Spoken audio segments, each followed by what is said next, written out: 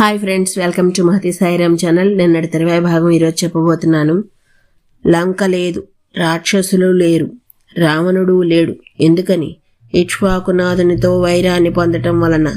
ఇది మహాయోగంలో ఉన్న స్వామి పలికిన భవిష్యత్. ఈ దర్శనం సీతాదేవి ముద్ర స్వామి చేతికి అందిన తరువాత కలిగింది. తాను లంకాదహనం చేయటం, సుగ్రీవాదుల వలన రావణ సంహారం జరగటం అంతా స్వామి దృష్టిలో, అంటే యోగ దృష్టిలో అయిపోయింది. సరే, ఆపై జంబుమాలి వచ్చాడు. వాని రాకను ఆంజనేయ స్వామి చూస్తున్నాడు. అంతమంది రాక్షసులను చంపి చెట్టు మీదున్న స్వామికి వాడు రథంలో రావటం కనిపించింది. అంతే. హనుమాన్ వేగ సంపన్నో జహర్షంచ ననందనంచ అనుకొనిన వస్తువు చేతికందితే పసివాడు ఆనందంతో చప్పట్లు కొడుతున్నట్లున్నాడు స్వామి. మహర్షి చేసిన జహర్షంచ ననందంచ అనే ప్రయోగం అటువంటిది. పైకి ఇది వానర ప్రవృత్తి. కథ ఇలా నడుస్తుంది. సరే, జంబుమాలి వచ్చాడు. అశోకవనంలో ఒక తోరణంపై కూర్చుని ఉన్న స్వామిని చూశాడు. వాడు అర్ధచంద్రాకారం కలిగిన 10 బాణాలను ఒక్కసారిగా స్వామి నుదుటికి గురిపెట్టి వదిలాడు. 10 బాణాలు స్వామి ఫలానికి గుచ్చుకున్నాయి.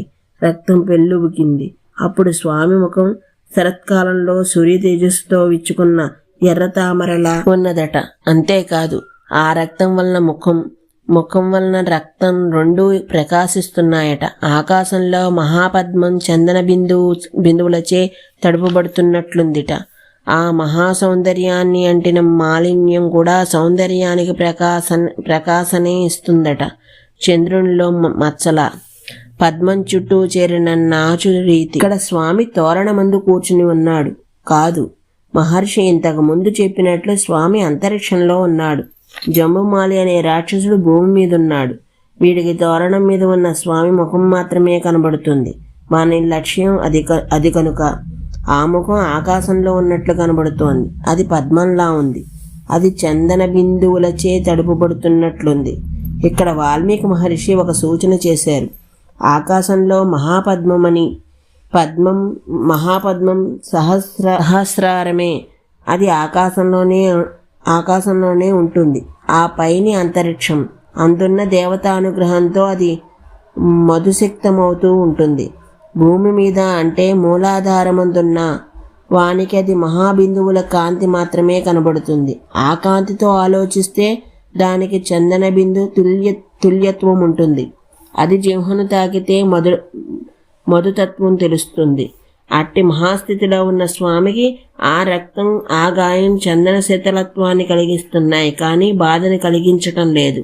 అయినా మహాయోగులకు కూడా హింసను కలిగించే రాక్షస ప్రవృత్తి మీద కోపగించాడు. దగ్గరలో ఉన్న ఒక మహాశిలను తీసుకుని విసిరాడు. వాడు అడ్డుకున్నాడు. ఆ తర్వాత ఒక మహాసాల వృక్షాన్ని పెకిలించాడు.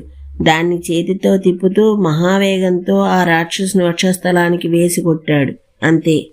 శిరస్సు లేదు, చేతులు లేవు, కాళ్ళు లేవు, ధనుస్సు లేదు, రథం లేదు, గుర్రాలు లేవు, చివరకు బాణాలు కూడా లేవు. ఇది యోగాగ్ని దగ్ధత్వం అంటే. సరే, చావగా మిగిలిన వాళ్ళు వెళ్ళి రావణునికి చెప్పారు. మంత్రి పుత్రుల్ని 7 పంపించాడు. సప్తరీచి వర్చస్సుతో ఉన్న 7 స్వామి యొక్క పౌరుషాగ్నిలో ఇమిడిపోయారు.